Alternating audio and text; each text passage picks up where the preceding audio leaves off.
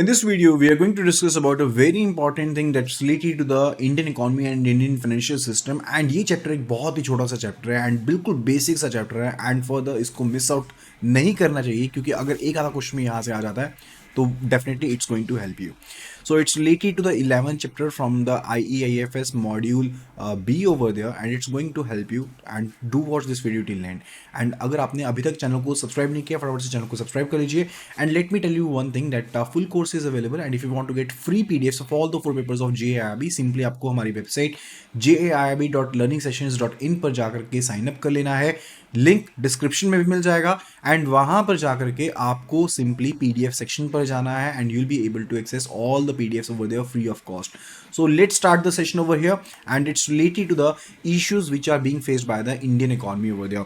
तो सबसे पहली जो चीज़ है that's related to the poverty elevation over there यानी कि poverty यानी कि गरीबी दर जो है उसके बारे में हम यहाँ पर बात करने वाले हैं.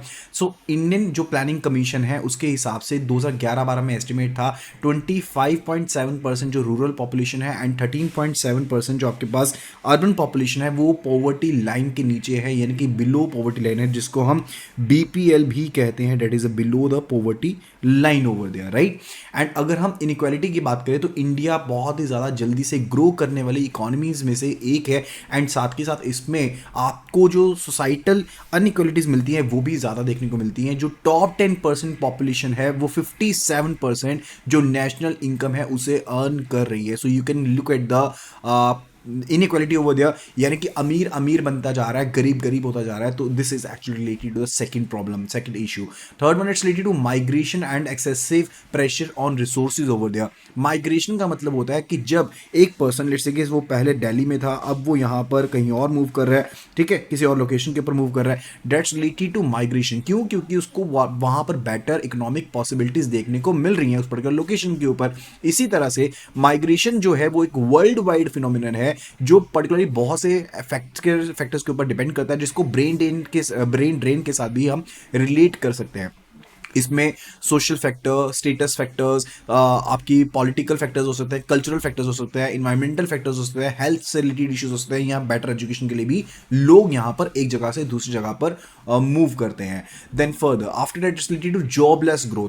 अब इकॉनमी अगर ग्रो होती रहे लेकिन आपके पास एम्प्लॉयमेंट जनरेट ना हो यानी कि अंडर एम्प्लॉयमेंट की स्टेज बनी रहे that's related to jobless growth. उसको जॉबलेस ग्रोथ कहा जाता है. Then further it's related to heavy population pressure. अब इंडिया तो सबसे ज़्यादा पॉपुलर जो कंट्री है वो यहाँ पर बन ही गया वर्ल्ड में तो इसके साथ ही इतनी ज़्यादा जनता को बनाए रखना उनके रिसोर्सेज उनकी रिक्वायरमेंट्स को फुलफिल करना वो भी एक इशू बन जाता है. That's actually related with the heavy population pressure. वो भी एक बहुत बड़ा इशू है इंडियन इकोनॉमी को लेकर के. Then further it's related to poor quality of human capital यानी कि जो लोग आपके पास हैं भी वो पर्टिकुलरली स्किल्ड हैं क्या properly? No those are not skilled and maximum आपके पास अनस्किल्ड लेबर वर्ल्ड यहाँ पर ज़्यादा देखने को मिलती है. एंड फर्दर उनको स्किल ट्रेनिंग की रिक्वायरमेंट ज़्यादा है उनके ऊपर R&D के ऊपर ज़्यादा खर्च करना पड़ेगा तो डेफिनेटली ह्यूमन कैपिटल ज़्यादा लगने वाली है. So that's another issue related to Indian economy.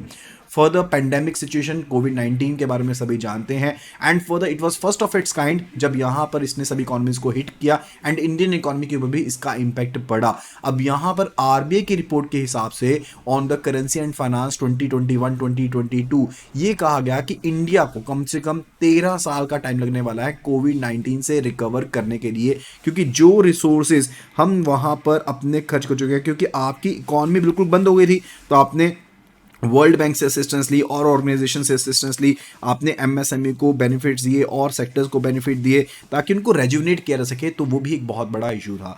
So these were some of the issues which are there in the Indian economy over there and इसके साथ ही ये छोटा सा जो हमारा अपडेट है वो यहाँ पर खत्म होता है. सो आई होप कि आपको ये वीडियो पसंद आएगी. अगर वीडियो पसंद आई तो फटाफट से वीडियो को रेट कर दीजिए out of 10 over there and full course available है JIIB के लिए. And let me just tell you one thing हमारी जो प्रीवियस वीडियोज है ना वो भी यहाँ पर अवेलेबल है हमारे यूट्यूब चैनल के ऊपर. अगर अभी तक चैनल को फॉलो नहीं किया सब्सक्राइब नहीं किया फटाफट से सब्सक्राइब कर लीजिए and press the bell notification icon so that you get updated whenever we upload the new videos over there. आप हमारी एंड्रॉइड एप्लीकेशन डाउनलोड कर सकते हैं which is available in the name of IIBF learning centre और if you are iOS user do download my institute application and use organisation code GEGKT. And further अगर आप courses में enrol करते हैं do not forget to use the coupon code Ashish so as to get flat 28% off on all the listed courses over there. Free PDFs के बारे में मैं already आपको बता चुका हूं. आपको इस वेबसाइट के ऊपर विजिट कर लेना है है विच इज jaiib.learningsessions.in एंड यहाँ पर जाकर के सिंपली आपको साइन अप कर लेना which is free of cost and you will be getting access to all the 4 papers full PDFs over there. So that will be all. Thank you so much and see you again in the next video.